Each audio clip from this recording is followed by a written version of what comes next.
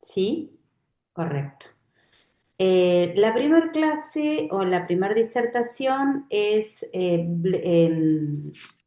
la parte de blefaritis y formas clínicas del Demodex, que va a estar a cargo de la doctora Florencia Balvecchia. La doctora Florencia Balvecchia tuvo un inconveniente personal, pero nos dejó un mensajito y luego vamos a compartir la clase de ella.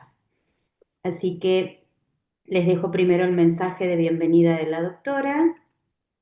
Una vez finalizada la clase, hacemos los comentarios. Exacto.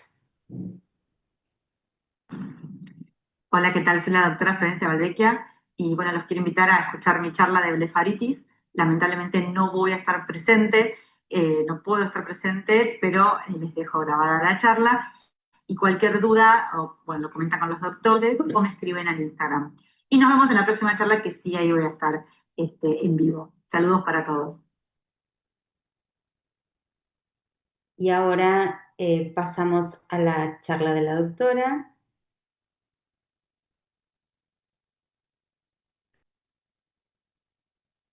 Cualquier duda, estamos atentos al chat por las preguntas. Estamos atentos, por supuesto. Y escuchamos atentamente La la doctora clase. Florencia Balvecchia y voy a hablar un poquito de actualización en blefaritis. Bueno, ¿cómo clasificamos las blefaritis? Hay varias clasificaciones, vamos a hablar un poquito de la de Macaulay, que tenemos la blefaritis estafilocóxica, tiene una patología fluctuante con la presencia de collaretes escamosos, la blefaritis seborreica.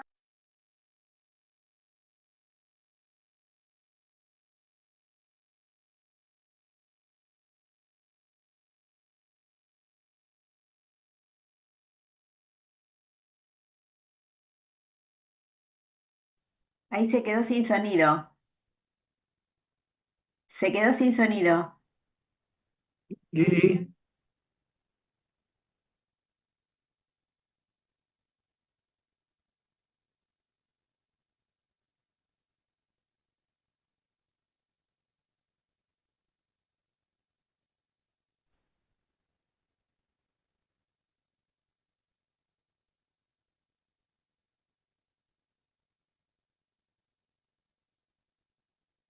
Estamos tratando de arreglar el audio. Ya en un momentito lo resolvemos. Díganme si ahora se puede escuchar correctamente. Clasificación, justamente lo que les decía, es Ahí sí. que las dividimos. ¿Sí? ¿Ahí se escucha? Yo voy a dar ok de vuelta. Si quieren comenzamos de nuevo la clase porque algo se perdió.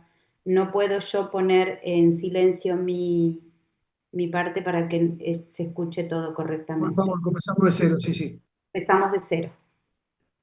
La doctora Florencia Balvecchia y voy a hablar un poquito de actualización en blefaritis. Bueno, ¿cómo clasificamos las blefaritis? Hay varias clasificaciones, vamos a hablar un poquito de la de Macaulay, que tenemos la blefaritis estafilocóxica, tiene una patología fluctuante con la presencia de collaretes escamosos, la blefaritis seborreica, ¿sí? Estas tienen como un mayor tiempo de evolución, las blefaritis seborreicas con sobreinfección estafilocóxica, acá lo que vamos a encontrar es las costras grasas, ¿sí? Los característicos collaretes, y después tenemos, sí, las blefaritis seborreicas con seborrea meibomiana, o sea, ya acá estamos hablando de más profundas, en donde blefaritis posterior sería que afectan las glándulas de meibomio, ¿sí? Las blefaritis seborreicas con meibomitis secundaria y las meibomitis primarias. Y la otra clasificación, justamente lo que les decía, es que las dividimos en las tres primeras en blefaritis anterior y las tres últimas en las blefaritis posterior. Grayson nos habla justamente de estas tres divisiones y las blefaritis posterior, si bien hay otras causas, no son las únicas, la disfunción glandular de meibomio, uno cuando habla de blefaritis posterior generalmente habla de DGM. Y dentro de lo que es DGM tenemos dos grupos, que son aquellas DGM que tienen secreción disminuida y aquellas que tienen secreción elevada. A su vez, las que tienen secreción disminuida se dividen en dos subgrupos, que son hiposecretora y la causa obstructiva. Y la obstructiva, a su vez, en cicatrizal y no cicatrizal.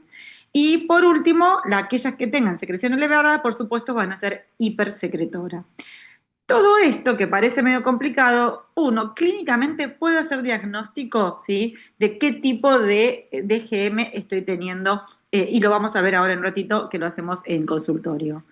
Bueno, ¿cómo es el diagnóstico? Es clínico, ¿sí? ¿Qué es lo que nosotros tenemos que encontrar? O mejor dicho, ir a buscar. Yo siempre les digo a los residentes que para saber diagnosticar tengo que saber qué es lo que tengo que ir a buscar, porque a veces el paciente no lee los libros, no viene, ¿sí? Como en los libros, entonces tengo que ir a buscar estos signos.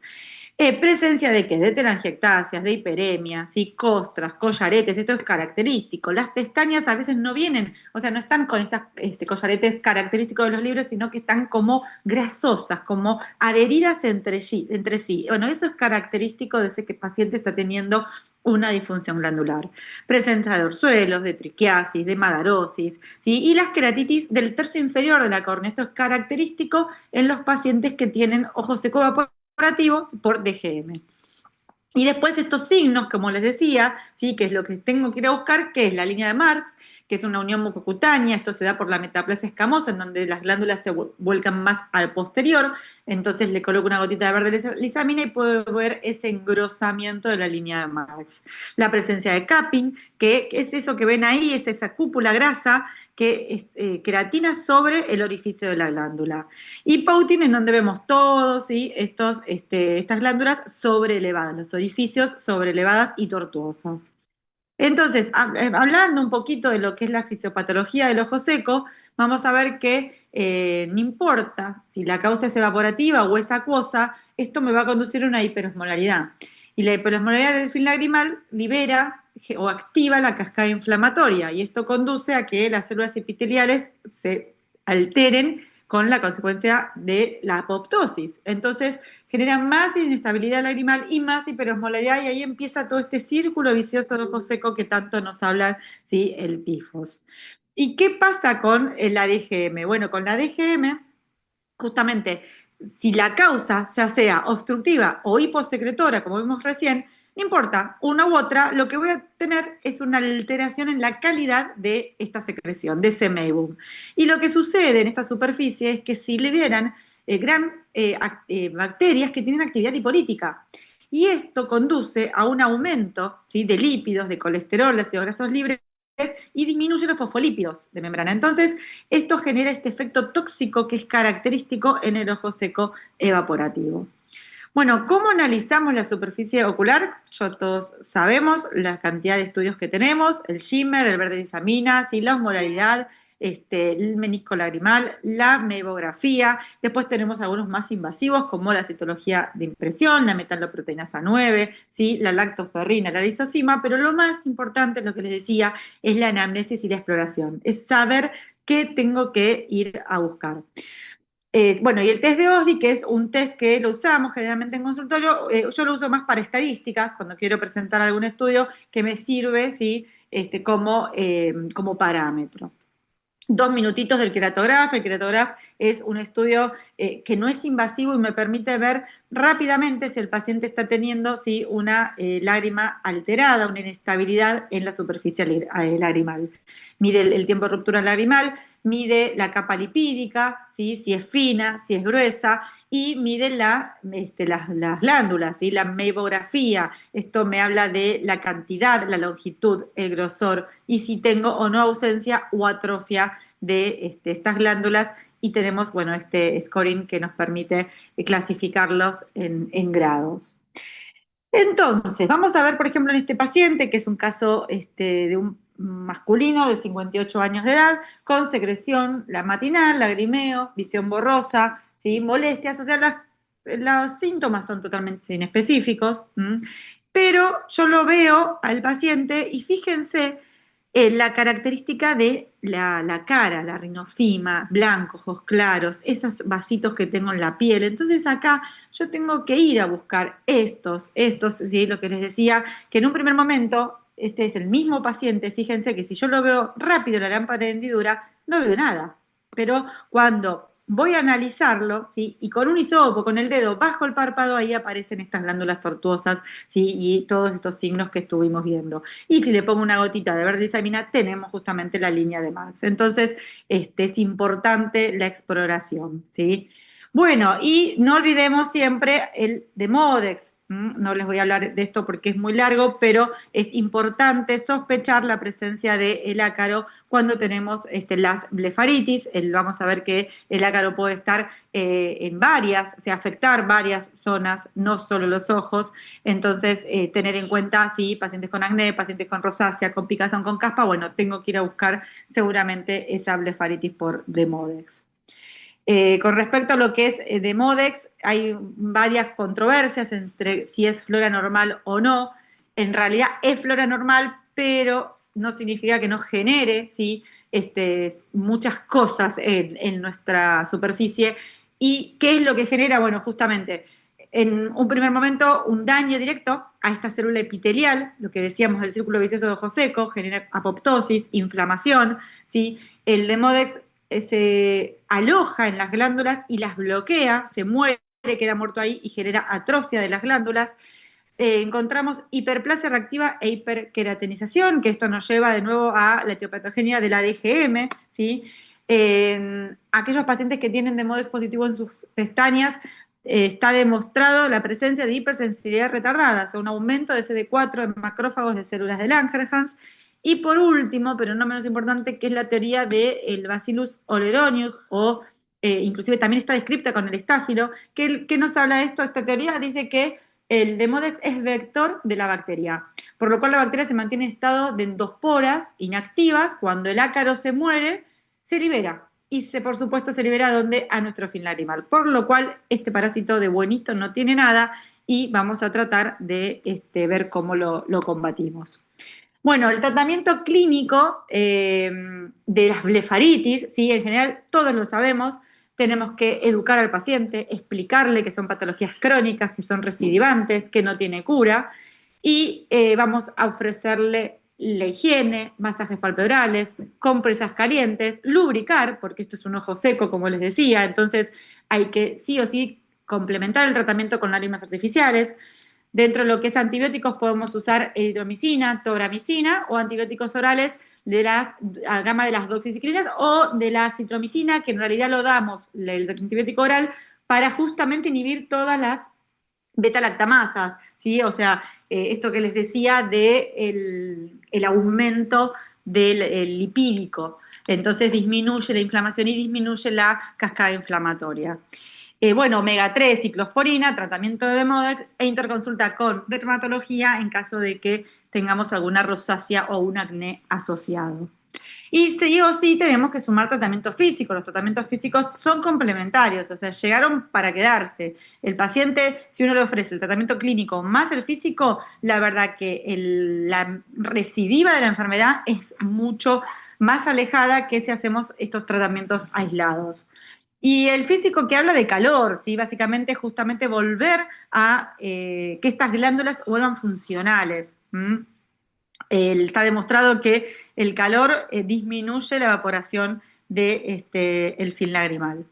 ¿Y cuáles son estos tratamientos? Bueno, hay varios. Podemos encontrar el iLux, la luz pulsada, LipiFlow y exfoliación. Vamos a hablar un poquito de cada uno. La luz pulsada genera una trombosis, ¿sí? En los vasos de estas periglandulares, con lo que me lleva a una disminución de liberación de mediadores inflamatorios. Fíjense que todo apunta a eso, ¿sí? A bajar la cascada inflamatoria. Disminuye la carga bacteriana, ¿sí? Del nivel del margen palpebral. Aumenta, está demostrado que cuando un paciente recibe luz pulsada, aumentan los lípidos, o sea, se libera todo eso, ese meibum, y mejora mucho también estéticamente lo que es la piel. El iLux, que es un dispositivo que es muy sencillo, yo lo uso mucho, no es doloroso, tiene 3 estadios. En un primer momento es el warming, que es como el calentamiento, llega a una temperatura más o menos de 42 grados, y después comienza ahí donde dice melt time, porque empieza como a ablandar este meibum, y después la etapa de expresión. Y el aparatito nos va diciendo en qué momento tenemos que hacer, si tenemos que esperar o tenemos que ya comprimir. Ahí, como ven, ya estoy en la etapa de expresión, que es como un fenómeno de Ordeñe, en donde uno con el dedo pulgar comprime el botón y comienza con esta presión. Es sencillo, en el párpado superior se hace lo mismo, y la verdad que son 20 minutos o menos, y por medio de esa lupita vamos viendo cómo es ese contenido. Y ahí es lo que les decía del diagnóstico, porque podemos ver un contenido seroso, un contenido, ¿sí? En crema dental, y entonces hacemos diagnóstico de ese cuadrito tan difícil, si es cicatrizal, si es obstructivo. Lo mismo, si no tengo el iLux, puedo hacer la expresión manual, que es con una pinza, que es similar a la de chalación, pero sin el agujerito. Y esto es un poco más doloroso, pero se tolera. Se puede hacer con anestesia y con lidocaína en gel. Yo no hago infiltración para este procedimiento. Y fíjense ahí cómo sale la característica, la crema dental. Entonces, acá ya tienen diagnóstico. El diagnóstico de los pacientes, esta expresión manual es diagnóstica y terapéutica, porque imagínense, si uno le libera todos esos párpados, la verdad que el paciente mejora muchísimo. Y complementamos con la exfoliación de las pestañas, ¿sí? Esto es lo que yo llamo Florex, es imitación argentina del Bleflex. El Bleflex es esto que les aparece ahí al costado.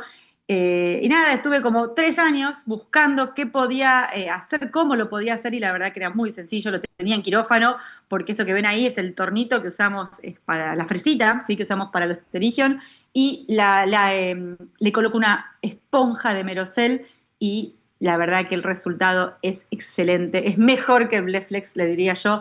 Lo llamo Florex, como les dije, y bueno, nada, esta exfoliación la verdad que es buenísimo porque el paciente siente mejoría inmediata.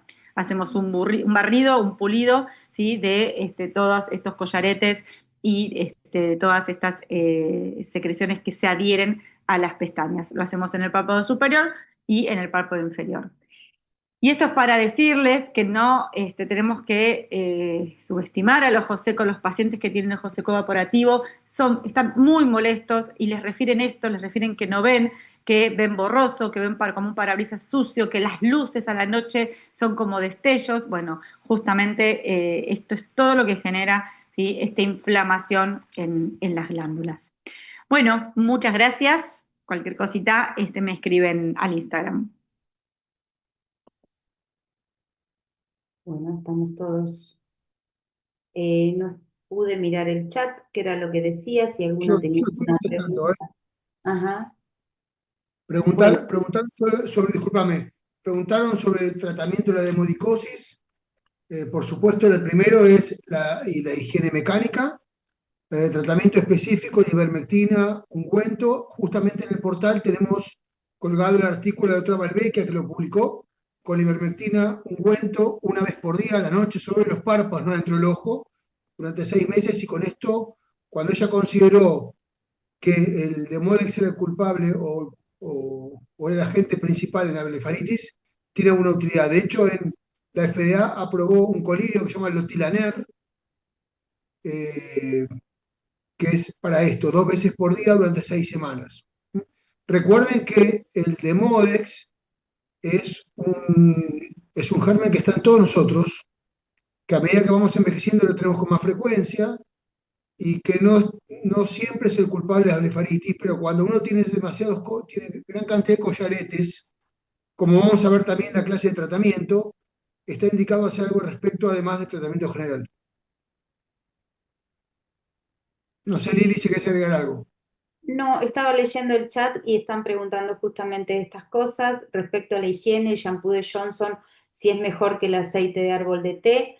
En realidad, el shampoo Johnson lo que va a hacer es la higiene, sobre todo palpebral. En cambio, el aceite de árbol de té lo que va a hacer es combatir justamente con el Demodex. Y en cuanto a las toallitas con higiene para las pestañas, si son con aceite de árbol de té, si a eso se refieren, es lo mismo. En el mercado hay muchas. Hoy por hoy hay varias espumas de limpieza para párpados. Algunas son sin conservantes y otras son con algún otro tipo de conservante como es menta, por ejemplo. Lo que hay que hacer hincapié siempre es que después de la limpieza con esa espuma de aceite de árbol de té, la esencia de árbol de té, hay que enjuagar muy bien el rostro. Se puede hacer no solo de pestañas, sino de cejas, bordes palpebrales, párpados y dorso de nariz. Em, Discúlpame, una sola cosa. Recuerden que la concentración del aceite árbol de té que tenemos en nuestros productos, cuando ustedes empiezan a leer un poco profundamente el tema, está muy por debajo de la concentración tóxica para el Demodex. exacto, Y no lo pone la concentración adecuada a ninguno de los productos comerciales, porque a bajas concentraciones es irritante y a concentraciones 4 o 5 veces más de la que tenemos en los comerciales, que es la que está aprobada como acaricida, sería intolerable. Es un exacto, poquito que ponen un poco para ver si hace algo, pero la limpieza con shampoo Johnson es una limpieza mecánica para quitar los detritus que tenemos y algo de los collaretes. Cuando uno exacto, considera que el Demodex es el agente principal en la fisiopatogenia de la blefaritis, tenemos que utilizar o productos con aceite de ABDT, que a veces tenemos como efecto adverso la intolerancia, y recordar al paciente que para el párpado no tiene que ingresar al ojo, o si no, la ivermectina, como tienen el artículo colgado en el portal, que la autora principal es la doctora Balvecchia, y está explicado claramente que les ponen durante la noche, sobre el párpado, una vez por día, durante 6 meses. Y con esto logran disminuir la cantidad de Demodex. ¿Y cómo diagnostica el Demodex? Tienen que quitar pestañas, ponerlos en un portaobjetos, una gota de fluoresceína, un portaobjetos, y ahí se ve con un microscopio sencillo fácilmente el germen. De hecho, hay una carpeta que dice demodicosis en el portal, donde colgamos todos estos datos que le estamos diciendo. Lean con cuidado esos artículos que están muy jugosos. Y después de que el paciente ve el Demodex en vivo, ahí se asusta y adhiere el tratamiento. Y recuerden siempre que la higiene y la limpieza que hagan, es como dijo Gustavo, siempre con los párpados cerrados, se higienizan, pero sin apretar, es peinando las pestañas. Explicar muy bien eso al paciente, que no se aprietan los ojos, no se frota con fuerza, porque no es necesario, La, es mecánico, no es necesario apretar. Eso es y la, fundamental que lo, y la que lo otra cosa aclaren. importante es que cuando el paciente está en la ducha, es muy útil que deje correr el agua caliente sobre los párpados, Exacto, porque Exacto. nosotros tenemos 37,4 de temperatura, y la temperatura que el Meibum se reblandece es alrededor de los 40. Entonces, una vez que corre agua caliente sobre los párpados con los ojos cerrados, el masaje horizontal es el que permite la expresión de esas glándulas, que es como una microexfoliación con compresión en forma crónica cada vez que se va a duchar. Ese es el exacto. mensaje y el consejo que le damos siempre. Eso ¿Está? lo tienen, toda la bibliografía está en el portal del curso. Recién alguien me decía, no me llegó el link para ingresar. Recuerden siempre que ustedes ingresan al portal del curso y en cada clase aparece la clase con el Zoom listo para ingresar. Así que es solamente recorrer el programa e ir a buscarla al día de la fecha de hoy. Todo Una dicho, sola Preguntaban, cosa ya más. sí. Disculpame. Toda totalmente la bibliografía que está en el portal fue cuidadosamente seleccionada para que sea la que te aporta más datos y exacto. refleje lo que estamos diciendo. Así que traten de mirarla porque creemos que es lo mejor que hay en superficie ocular y que les puede ser útil. Sí, totalmente de acuerdo. Miren Estaban el portal. preguntando, Lili, cómo colocarle esponja en el chat. Yo, la verdad que como uso, tengo un equipo muy similar al Blefex, que es el IV Max, yo lo tengo directamente la esponja, pero si vos lo usás, eso estaban preguntando en el chat, cómo colocar la esponja sobre La la esponja de fresa. Merocel se corta, solamente se deja el triangulito blanco de la esponja de Merocel y se inserta sobre la punta de lo que es la fresa muy finita, la punta bien finita, y se asegura de que quede bien fija a la punta de la fresa. Eh, La próxima semana en la clase media de tratamiento lo muestro en un video bien clarito. Así que no hay problema. claro, exactamente, lo vamos a mostrar. Así que Bueno, bueno. vamos a continuar y si hay alguna duda más la contestamos al final. Ujú. Con la doctora Belén Liviero, especialista en superficie ocular de la República de Córdoba, muy amiga de todos nosotros. Es la jefa de servicio del Instituto Humana Córdoba, también del Centro Ojo de Seco Integral de la provincia de Córdoba, y forma parte de la Comisión Directiva de la Sociedad de Superficie Ocular ya hace bastante tiempo.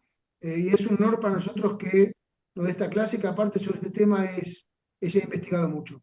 Belén, gracias por estar con nosotros y es todo tuyo. Bueno, no, muchas gracias a ustedes, muchas gracias a la doctora Boín y al doctor Galperín por invitarme y muchas gracias a FASTA por este espacio de aprendizaje. Bueno, espero que estén bien todos del otro lado de la pantalla, vemos que son un montón, así que les podamos aportar buenos conocimientos. A ver, voy a compartir con sonido, así no nos olvidamos. Bien, a ver si pueden. ¿Ahí se puede ver? Sí, se ve perfecto. Bien, perfecto. Bueno, mi presentación tiene dos partes. La primera parte vamos a hablar de edad y superficie ocular y la segunda parte más cortita vamos a hablar de calidad de vida, ¿sí? Así que yo no tengo ningún problema si en el medio me quieren interrumpir y hacer alguna pregunta, no hay ningún problema, así que vamos a avanzar con esta primera parte. Bien, desde que nacemos envejecemos, ¿sí? Y este envejecimiento es un proceso complejo, multifacético, ¿sí? Que involucra cambios tanto biológicos, psicológicos y sociales. Nuestro cuerpo cambia, nuestra mente cambia, ¿sí? Y pese a que esto es algo conocido por todos, hasta el día de hoy nos sigue costando aceptar a este proceso de envejecimiento que es fisiológico y que es innato a todos los seres vivos. ¿Qué dice la Organización Mundial de la Salud del envejecimiento? Bueno, lo define como un proceso fisiológico que comienza ya desde la concepción, ¿sí? Se van a producir cambios durante todo el ciclo de la vida y estos cambios pueden tener limitaciones con el medio y algo importante es que tiene un ritmo diferente en cada individuo. Por otro lado, lo que se está viendo, según las Naciones Unidas, es que hay un cambio demográfico. ¿Sí? En este último tiempo se está viendo que los mayores, de acuerdo a lo que evalúa Naciones Unidas, estas grandes estadísticas que se hacen, que los mayores de 65 años van a superar para el 2070 a los menores de 18 años. Y esto se explica de acuerdo a las mejoras que hay en la salud, en la calidad de vida. Como podemos ver esta proyección demográfica, miren, para 1990 teníamos un 9% de la población mayores de 60 años y se estima que para cerca del 2100 la población mayores de 60 años va a ser un cuarto de la población mundial. La esperanza de vida ha aumentado, ¿sí? Desde 1995 al día de la fecha en 8 años. O sea que en este momento en el mundo estamos hablando que la esperanza de vida es de 73 años y en la Argentina de 77. ¿Y por qué les cuento todo esto? Porque esta es la población que van a recibir ustedes en la consulta. Entonces realmente hay que entender qué es lo que pasa con este grupo etario. Y como dicen, los años no vienen solos, ¿sí? Se producen cambios a nivel fisiológico, hay una declinación de las funciones vitales. Nosotros tenemos células con las que nacemos y nos acompañan durante toda la vida, como son las neuronas, como son los óvulos, como son las células endoteliales, y otras sufren un recambio. Pero este recambio también va declinando con el tiempo. Y la edad se sabe que es un factor de riesgo para múltiples enfermedades de la edad moderna. Algo que seguramente han escuchado y si no les voy a contar es el inflammation. ¿Qué es el inflammation? Es una característica típica del envejecimiento. Es un estado crónico de bajo grado, que es típico de los años. ¿Qué pasa en nuestro cuerpo? Tenemos este estado de inflamación crónica y es lo que explica muchas de las enfermedades que tenemos. Lo que se ha visto es que si uno dosa en sangre vamos a encontrar citoquinas proinflamatorias como la interleuquina 6 o el factor de necrosis tumoral, que son predictores de discapacidad y mortalidad. En cambio, hay factores como el factor de crecimiento transformante beta, que es un biomarcador de buena salud, así que vamos por ese a ver si nos acompaña a lo largo de nuestra vida. Y les robo un minuto en contarles esto que creo que es el gran desafío de la biología molecular moderna. ¿Por qué envejecemos? ¿Sí? Creo que esta es la pregunta ancestral. ¿Por qué envejecemos? Y existen 10 pilares o 10 teorías que explican por qué envejecemos. Unas de ellas nos hablan de la inestabilidad del genoma, otras del agotamiento de las stem cells, de la alteración entre la comunicación celular, pero hay tres que son muy importantes. Por un lado, el acortamiento de los telómeros. Ustedes van a decir, me están hablando en chino. Bueno, les voy a contar y vamos a repasar biología. Los telómeros son la parte extrema de los cromosomas que lo que hacen es cuidar al ADN, ¿sí? Esto sería como la parte extrema del cordón de la zapatilla que cuida que no se deshilache. Y en estas células que se van a replicar, este telómero se va cortando. Entonces, uno de los desafíos es ver cómo mantenemos esta distancia del telómero, evitando que se acorte y conservando las células en un buen estado. Otra de las cosas que se está haciendo es con respecto a las mitocondrias. Ustedes si recuerdan, las mitocondrias producen o producen en este lugar la respiración celular y se producen los desechos oxidativos. Bueno, se trabaja por eso con los antioxidantes. Hoy por hoy lo que se está haciendo es hacer trasplantes de mitocondrias jóvenes en células antiguas. Increíble esto, la verdad. Y por último, esto es de lo más interesante, ¿sí? Seguramente también han escuchado hablar de lo que es la epigenética o el reloj epigenético. Nosotros tenemos un montón de genes, pero estos genes no están permanentemente activos, sino que hay momentos que están activos y desactivos. Y de acuerdo a los que están activos, nosotros podemos saber la edad de un ser vivo, ¿sí? Entonces, hay muchos investigadores que están trabajando en esto, incluso en el 2020, Hobart, que es alguien que está muy dedicado a esto, publicó un estudio que lo que hizo en ratas fue reprogramar este reloj epigenético y devolverles la visión. Así que miren ustedes qué interesante todas las cosas nuevas que viene sucediendo con respecto a la biología molecular. ¿Y por qué les cuento esto? Esto se los cuento porque no podemos separar todos estos procesos que vienen sucediendo a nivel molecular del ojo, ¿sí? El ojo también envejece y nosotros todo esto tenemos que cambiar el chip y tenemos que mirar de otra manera a las personas mayores de 60 años porque todo esto que vemos, la catarata, la presbicia, la degeneración macular, el ojo seco, tiene en fin de cuentas lo mismo, la senescencia celular, ¿sí? Todos estos procesos son los que nosotros vemos en la macro. Bien, y vamos a la parte por la cual están todos acá, que es la superficie ocular, y esta es la superficie ocular más allá de las arrugas, ¿sí? Esto que les digo, tratemos de mirar de otra manera a estos pacientes que enfrentamos todos los días, ¿sí? Entonces la superficie ocular no se salva del paso de los años, se producen cambios a nivel de los párpados, se producen cambios a nivel de la glándula lagrimal, de las glándulas de meibomio, de las secreciones lipídicas, hay modificaciones inmunológicas, también se producen alteraciones a nivel de la sensibilidad, se producen a nivel de las membranas basales y endoteliales que van cambiando su espesor, disminución de los queratocitos, a mayor pérdida de células endoteliales. Bueno, o sea que tenemos una serie de cambios que van a atentar sobre esto que es la unidad funcional lagrimal, ¿sí? Todo esto va a alterar la unidad funcional lagrimal y por supuesto nos va a producir alteraciones en la superficie. La glándula lagrimal, como les contaba, tanto por los fenómenos externos e internos como el sistema inmunológico, va a disminuir su poder secretor. Se encuentra mayor formación de quistes, fibrosis, infiltración linfocitaria, atrofia de los ductos.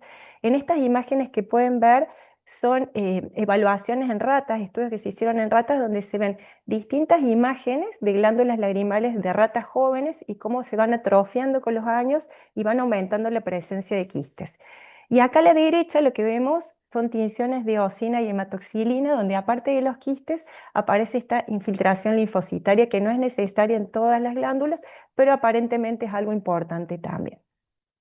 Entonces, ¿qué pasa? Nosotros tenemos esta glándula, esta unidad funcional lagrimal que a través de estímulos físicos, estímulos mecánicos, van a estimular a la superficie ocular, esto va al cerebro y a través de los nervios autónomos van a estimular la producción de la secreción lagrimal. Se ha visto con la edad que disminuyen estos agonistas adrenérgicos y colinérgicos, disminuyendo por supuesto la secreción de acetilcolina, noradrenalina y los polipéptidos intestinales vasoactivos que nos van a alterar la secreción de la glándula lagrimal.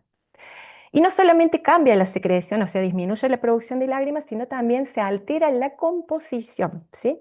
Disminuye la secreción de proteínas como la lipocaína, la lisozima, la lactoferrina. La peroxidasa es muy significativo cómo disminuye después de la menopausia. Aumenta la concentración de estos factores que les decía, interleuquina 8, factor de necrosis tumoral. Por otro lado, disminuye los factores de crecimiento como el de la insulina.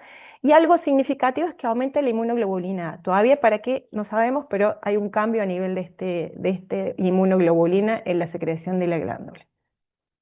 También hay aumento de la disfunción de glándulas de meibomio, que recién nos explicó en la clase Florencia. Este estudio que realizó Arita en el 2019 lo que hizo fue evaluar a toda la población y ver la prevalencia que existía de DGM a lo largo de los años, desde cero en los menores de 20 años, miren cómo va aumentando a lo largo de los años hasta llegar casi a un 64% en los mayores de 80 años. ¿Y esto cómo se explica? Bueno, se evalúa que hay una disminución a nivel de las glándulas, hay un aumento de la proliferación de células inflamatorias, pero algo que creo que es muy interesante para todos los que quieren entender DGM es que sepan que existe un receptor activador de la proliferación de peroxisomas, ¿sí? Un nombre súper difícil, pero este es el receptor que a través del estímulo del ácido retinoico, de los andrógenos, de la inervación y de los ácidos grasos, va a llevar a que se produzca la diferenciación de los meibocitos y por ende la síntesis del meibum y la capa lipídica que nosotros necesitamos. Entonces NIEM, allá por el 2011, lo que hizo fue hacer un estudio donde a través de secciones de párpado que habían sido obtenidas por distintas cuestiones, por chalazion, por cirugías de Actropion, Entropion, lo que hizo fue analizar la cantidad de estos receptores de peroxisoma que tenían y había una diferencia significativa en los pacientes o en las personas de mayor edad. Disminuían estos receptores, ¿sí? Por lo cual, menos estímulo, menos producción de meibum, más atrofia de las glándulas. Esta publicación del 2023 de la sociedad asiática, a mí me encantan las publicaciones de la sociedad asiática, también evalúa este receptor como algo de a dónde va, donde apunta la alteración que nos lleva, que nos conduce a la alteración de la producción del meibum, ¿sí? Entonces le da como un factor de riesgo para llevarnos a la DGM. ¿Qué quiero significar con esto? Que vemos este ojo seco evaporativo, pero no se olviden que atrás de esto, esta es la punta del iceberg, en los pacientes de mayor edad tenemos esta disminución de los receptores y por ende menor diferenciación de los meibocitos. Hablo de todo lo que le vamos a meter, calor, expresión, pero recuerden que en estos pacientes por ahí hay un agotamiento de la función de estos meibos. Bien, por otro lado, también se alteran los párpados con la edad, tenemos mayor prevalencia de ectropion y de entropion, entre un 2 y un 3% de la población, y esto se produce porque hay una alteración del tendón, un aumento de la laxitud del tendón cantal lateral, y el ojo seco en estos pacientes ocurre con mayor frecuencia, entre un 50 y un 70%, y también esto nos puede llevar a un daño mecánico por estas alteraciones palpebrales. Bueno, acá tienen distintas imágenes de pacientes con ectropion, con el Scleran Show, con el entropion. Esto que vemos acá en el centro es un paciente con un floppy eyelid syndrome, esto que se produce con las apneas de sueño, esta laxitud aumentada que también tiene un efecto dañino sobre la superficie ocular. También hay una alteración en el borde de los párpados, ¿sí? Existe esto que es la línea de Marx en los pacientes normales, donde los orificios se tienen que encontrar por delante, pero con los años se va alterando y los orificios se van haciendo más posteriores y se produce la metaplasia del orificio. También se altera la conjuntiva. La conjuntiva lo que se ve es una disminución a nivel de las células dendríticas, hay degeneración de estas estructuras. En cuanto a las células caliciformes, que nos interesan mucho por la secreción de mucina, no disminuyen en densidad, pero sí en función. Y eso se explica porque se ve mayor cantidad de microquistes. La verdad que hoy es fantástico con todos los métodos que tenemos para poder hacer diagnóstico y poder evaluar todos estos cambios. Otro de los cambios que aparece en la conjuntiva con la edad es la conjuntivo-chalasis, ¿sí? Después de los 60 años, hasta un 98% de los pacientes tienen conjuntivo-chalasis, y esto me va a alterar el menisco lagrimal inferior, produce acumulación de citoquinas proinflamatorias, así que también es un factor de riesgo. Acá podemos ver en imágenes de coherencia óptica como pacientes con un buen menisco lagrimal, y miren cómo se transforma y cómo cambia con la conjuntivo-chalasis. Bien, también se altera la sensibilidad con los años, ¿sí? Algo característico es que la sensibilidad mecánica de la córnea periférica va disminuyendo en forma gradual y la córnea central disminuye en forma drástica, pero esto aparece después de los 60 años. Y estos cambios, nosotros tenemos algunos pacientes con una hipersensibilidad y otros pacientes con sensibilidad reducida, o sea, se altera la sensibilidad con los años. Sobre todo los pacientes con sensibilidad reducida tenemos que pensar que son más propensos a la queratopatía por exposición. También recuerde que son pacientes polimedicados, o sea que no solamente es la alteración de los nervios, sino también el impacto que pueden tener la medicación también sobre esta sensibilidad. Este artículo yo después se los voy a compartir y la verdad que a los que les interesa la inmunidad se los súper recomiendo. Este es un artículo del doctor Galetti donde realmente explica de manera maravillosa la inmunidad en la superficie ocular que también está afectada por los años. Hay una disminución gradual tanto del sistema innato como del adaptativo. Existe este estado proinflamatorio crónico, este inflammation que les conté al principio. También se altera el microbioma de la superficie ocular con los años, disminuye la barrera epitelial, que es la primera línea de defensa. Las células, hay una alteración de las células caliciformes que también son inmunorreguladoras porque colaboran con la presentación de los antígenos y también hay disminución de los péptidos o la producción de péptidos antimicrobianos. Tanto por aprender, ¿no? Por otro lado, esto del microbioma.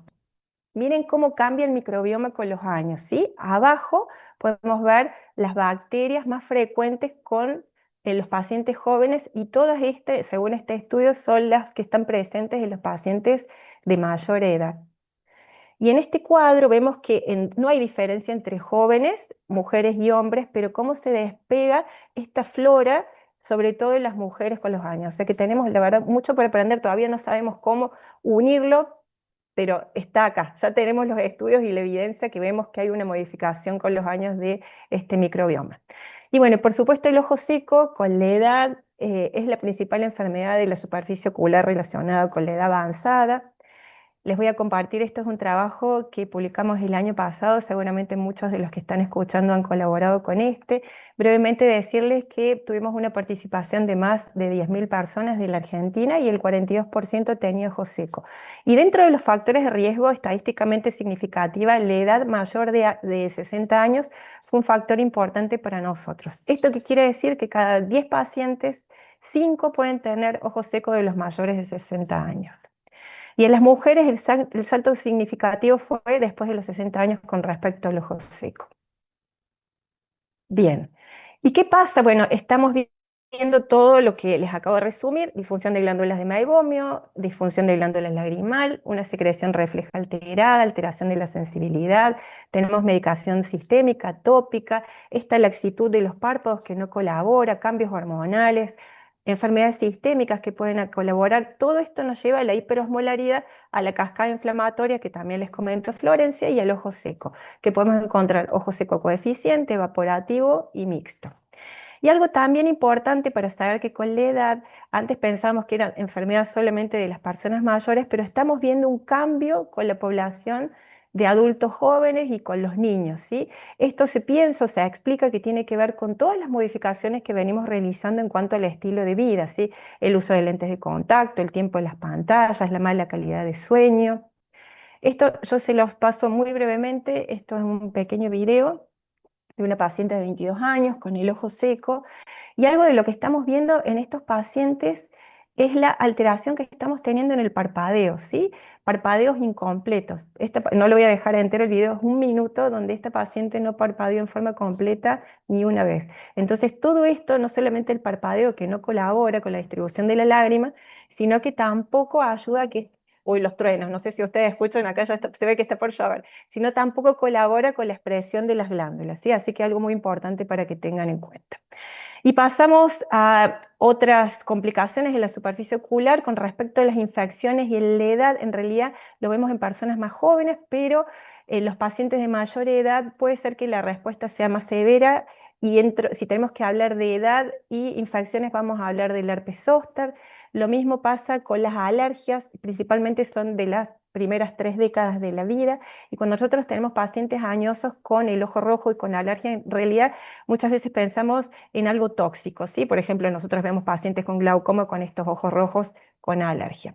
Lo mismo que con los tumores de la superficie ocular, es más frecuente en las personas de mayor edad, como es la neoplasia escamosa, el melanoma conjuntival y el linfoma. Bien, así como acabamos de ver, bueno, lamentablemente a la edad no la podemos detener. pero creo que es importante que pensemos que es un proceso complejo y que va más allá de que nuestros pacientes con los años producen poca lágrima, ¿sí? Estamos hablando de toda esta senescencia celular, se producen atrofias, se producen alteraciones en la inervación, se produce todo este desequilibrio en la inmunidad, en el microbioma. Entonces, ¿qué hacemos con nuestros pacientes? Creo que el tratamiento anti-aging no es solamente con las arrugas, ¿sí? Tenemos que pensar en hacer un tratamiento anti-aging de la superficie ocular, entonces tener este enfoque integral, diagnósticos oportunos, restauremos esta homeostasis, tratemos la inflamación y hagamos prevención del daño oxidativo. Bien, lo que queremos entonces es una superficie envejecida que va a ser un reto y una oportunidad para mejorar la calidad de vida de nuestros pacientes. Y pasamos al segundo tema, salvo que alguien quiere preguntar algo por ahora. Creo que sí, o Lili, ¿no es cierto? Belén, Sí, discúlpame, vos hiciste notar algo que es muy importante, y nosotros lo recalcamos la clase pasada, que la disminución de frecuencia de parpadeo es uno de los factores fisiopatogénicos en el ojo seco, sobre todo si tiene un break-up time más corto que la frecuencia de parpadeo. Pero vos exacto. mencionaste algo que también es importante, que además de parpadear menos, a veces es incompleto. Y una colega pregunta, si detectamos un parpadeo incompleto, ¿qué recomendación le damos? ¿Qué hacemos acerca de eso? Es un gran desafío, ¿no? Yo la verdad es que primero les hago tomar conciencia, hoy estamos con la regla 20-20-20, ¿sí? No tenemos nada, no tenemos una gota que solucione esto, yo la verdad que lo he hablado mucho con los cirujanos oculoplásticos, estamos tratando de reeducar porque muchos de los parpadeos incompletos con esto de las pantallas, nosotros abrimos más los ojos, ahora les pedimos, por ejemplo, a ustedes que parpadeen, miramos fijo y disminuimos el parpadeo por una cuestión de prestar mayor atención. Entonces yo creo que hacer los descansos pautados cada 20 minutos, mirar a lo lejos, ser consciente de los parpadeos conscientes, es lo que tenemos hoy a mano, porque lamentablemente no hay ninguna fisioterapia aún más que esta conciencia. No sé si ustedes saben algo más, yo he investigado, pero no he encontrado ninguna otra herramienta para ayudarlos. O sea, detectar que tienen parpadeo poco frecuente e incompleto y animarlos a que conscientemente hagan 2 o 3 parpadeos completos Ah, mientras están con actividad, sobre todo con la computadora leyendo. sí, yo Exacto, es solo se lo Por la supuesto, indicación durante la consulta. discúlpame, por supuesto, hay que correlacionarlo si tienen una enfermedad como Parkinson o toman por supuesto. antidepresivos, ansiolíticos, etcétera, que son los culpables de esto, ¿no Sí. es cierto? Por supuesto, sí, sí, por supuesto, descartando enfermedades sistémicas, sí. Lo que pasa es que lo vemos mucho en los jóvenes, Son entonces, jóvenes, sí, exactamente. Se ve mucho en jóvenes y es ahí donde uno tiene que apuntar en la consulta. Es justamente la enseñanza, la educación y la conversación, la charla con el pacientito y su familiar de la importancia de lo que es el parpadeo. yo se lo doy por escrito, o sea, y me tomo, la verdad que me tomo un rato de explicarles, le digo, ¿cuántas horas pasás frente a la computadora? Bueno, cada 20 minutos vos tenés que mirar, pero 20 minutos son 20 segundos, no es nada, o sea, son 20 segundos de estar consciente, respirar, estar bien sentado, cuidarnos de las corrientes de aire, bueno, todas estas recomendaciones que le damos del edificio enfermo, ¿no? Que no tengan aire acondicionado, que cuide la humedad del ambiente donde están. En general siempre lo comparo con una maratón, no sé si les sirve a ustedes, pero yo le digo, mira, si vos vas a correr una maratón, te pones buenas zapatillas, remera dry fit, te vas a hidratar. Bueno, vas a correr una maratón con tus ojos, vas a estar 8 horas frente a la compu, tenemos que hacer descansos, te tenés que hidratar, tenés que lubricar, o sea, y así lo entienden, creo que es la Muy buena forma. frase, La muy mejor buena frase. manera, es la mejor Sí, manera, explicarlo, Continuamos. explicarlo y volverlo a explicar. La importancia de lo que es el limpia parabrisas sobre el parabrisas, ¿sí? El por qué. sí. Entonces, el limpia parabrisas es el parpadeo y las pestañas. Entonces, si yo limpio el parabrisas del auto, tengo que limpiar el parabrisas de mis ojos, que es la córnea. Entonces, la mejor manera de explicárselo al paciente, siempre con ejemplos fáciles, concretos, precisos y concisos para que lo puedan entender. Exacto. Bien, seguimos con la otra parte, así no los aburro, los chicos que están del otro No, lado, bueno. está fantástico, No, están todos perfecto, súper interesante, avanza por favor. está muy interesante, sí, claro que sí. Bien, calidad de vida y esto les prometo que es más cortito, es un ratito, nada más. Bueno, calidad de vida creo que es algo muy importante. A mí cuando en general me producen, bueno, me preguntan, ¿qué produce el ojo seco? ¿No? Porque esto es una pregunta muy frecuente. Cuando uno dice, me dedico a hacer super, ¿y qué te produce el ojo seco? Y yo le digo, si ustedes supieran el impacto que tiene en la calidad de vida y es lo que escuchamos todos los días con nuestros pacientes. O sea, yo creo que si tenemos que dar una respuesta rápida, ¿qué produce el ojo seco? Realmente afecta la calidad de vida de nuestros pacientes. Así que bueno, vamos a hacer una aproximación a esto. Esto que les voy a compartir, puse Happy 2020.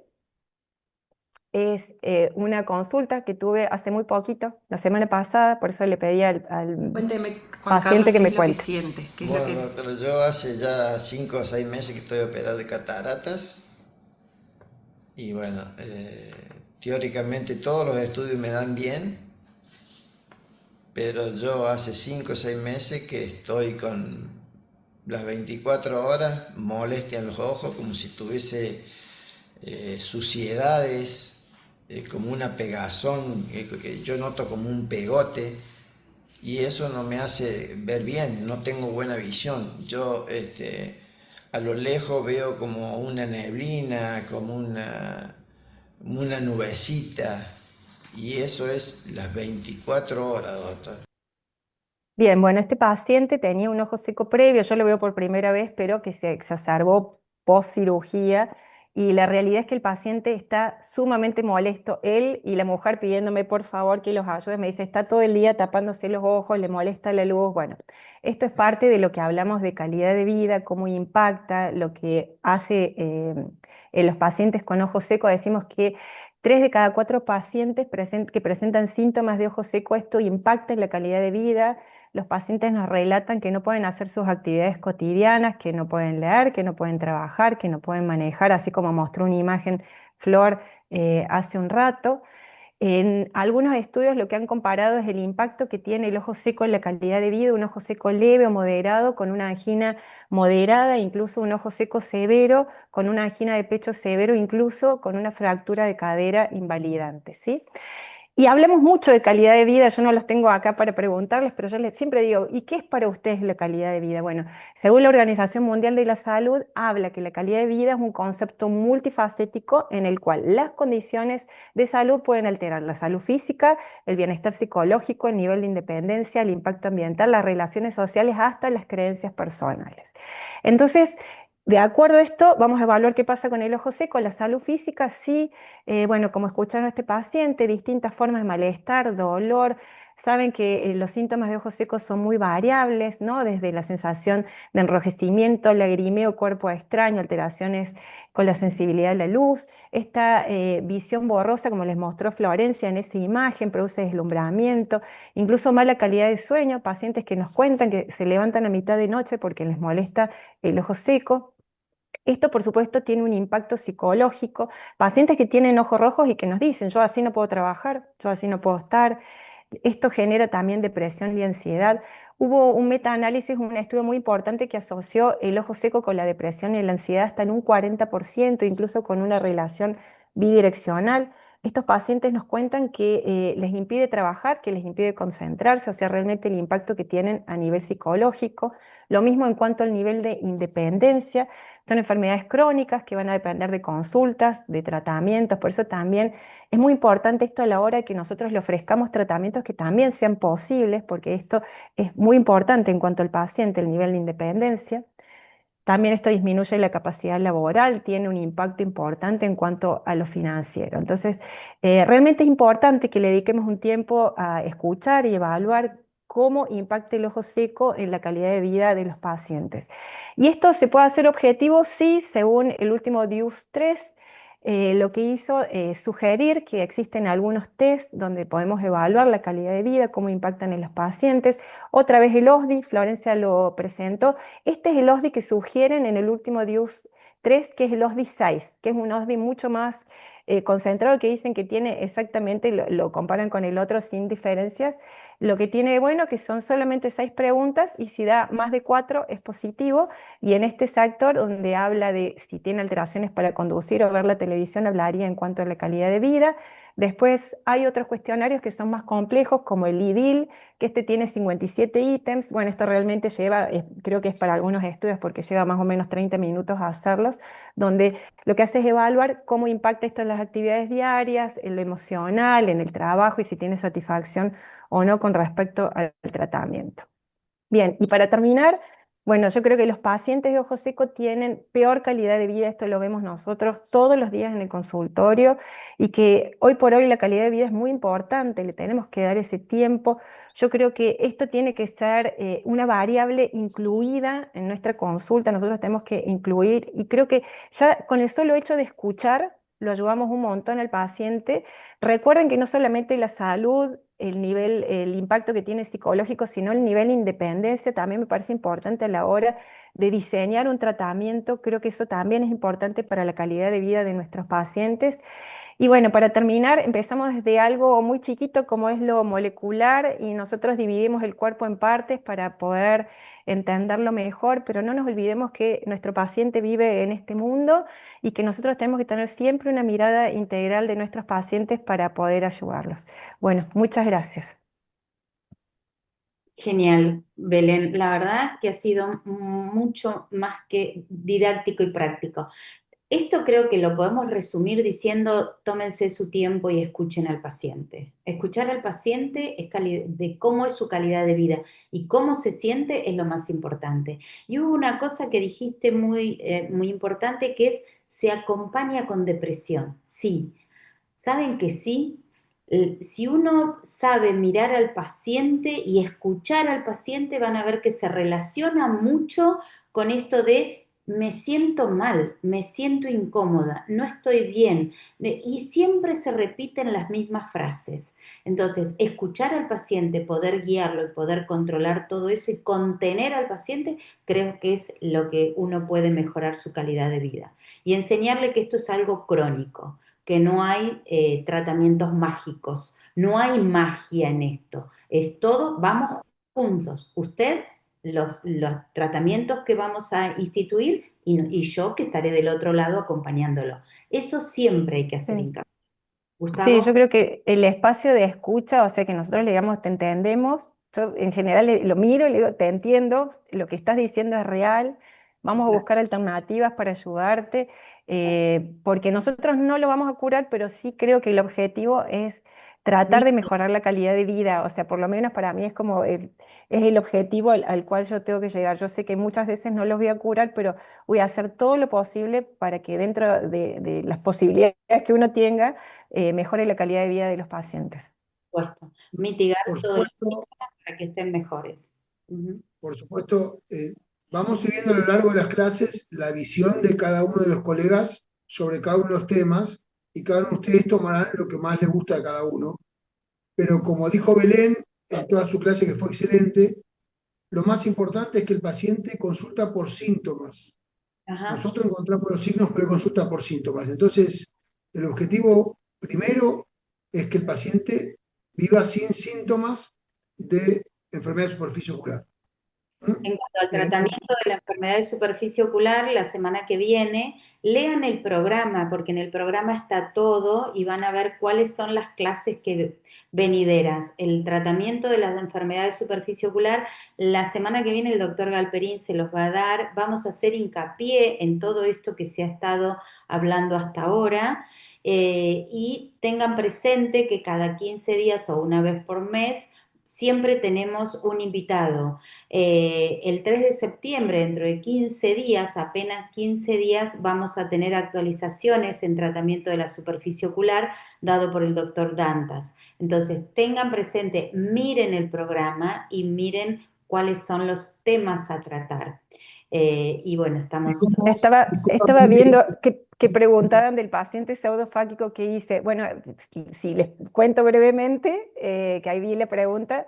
Mira, ese paciente hacía 5 o 6 meses que se ponía una cantidad tremenda de gotas, entonces en este momento discontinué las gotas y estamos con suero autólogo y vengo bastante bien con el suero autólogo, así que yo creo que vamos a ir por ese lado, o sea, un poco desintoxicarlo, porque venía, por supuesto, con la bolsa polimedicado y bueno, y acompañando desde la mano, a decir, bueno, vamos adelante que se puede, creo que ya con eso llevamos un montón. como siempre, cuando descartamos enfermedades severas como el Sjögren, el pemfigoide, y está multimedicado, y tenemos dudas cómo seguir, quitamos todo lo que usamos y volvemos al suelo autólogo que no tiene conservantes y es su propio organismo. Así que, en general, Eso es lo primero que hacemos cuando está súper medicado y no sabemos cuál es la gota que más lo perjudica. Como les puse en el chat, cualquier duda fuera de horario o durante la semana, en el portal están los mails y los WhatsApp de la doctora Win, el mío, así que estamos abiertos a consultar. Y si no podemos evacuarlas porque corresponde a la clase a un profesional que tiene una mirada diferente o distinta a la nuestra, le vamos a consultar a ellos y lo vamos a transmitir. Yo también me pongo a su disposición, lo que necesiten de mi parte. Ustedes saben que también está mi mail, está mi Instagram, lo que haga falta, pero bueno, un placer. Muchas gracias por la Gracias, Belén, invitación. como siempre, buenísimo. Muchísimas Muchas gracias, gracias. Belén. Ha sido excelente tu clase. Todos muy Bueno, contentos. bueno, Vamos cerrando gracias. el día de hoy, nos volvemos a ver el próximo lunes, que vamos a tener conservantes y tratamientos donde vamos a reforzar un poco lo visto hasta ahora y vamos a profundizar en algunos otros temas. En septiembre tenemos la clase del doctor Dantas, que es el presidente de la Sociedad Panamericana de Oftalmología. En octubre tenemos al doctor Gegundes, que nos va a hablar de un tema que él fue pionero como la insulina. Luego en noviembre tenemos otro, el doctor Chiucho, que nos va a hablar sobre IPL, que son los que más experiencia tienen, así que estamos completos y llenos de cosas interesantes para todos. Los despedimos, buenas noches a todos y estamos en contacto. Yo por mi parte los saludo y los veo el lunes que viene. Exactamente, nos estamos viendo el lunes. Gracias. Muchas gracias a todos por estar allí. Buenas noches. Recording